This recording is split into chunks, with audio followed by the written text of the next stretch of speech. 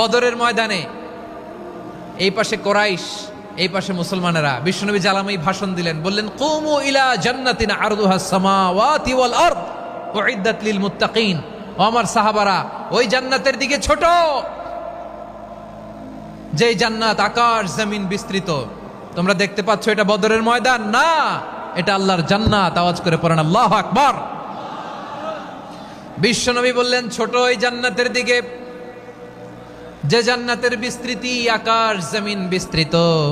বিশ্বনবীর এই কথা শোনার পরে এক আনসারী সাহাবী সাইয়েদনা উমাইর ইবনুল হুমাম রাদিয়াল্লাহু তাআলা আনহু খেজুর খাচ্ছিলেন।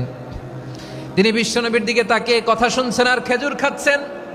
যখন বিশ্বনবী বললেন জান্নাতের দিকে ছোট, যে জান্নাত আকাশ জমিন বিস্তৃত, বিশ্বনবীর কথা শোনা মাত্র সাইয়েদনা উমাইর ইবনুল হুমাম বললেন বাহ বাহ। কি বললেন? বাহ বাহ মানে চমৎকার।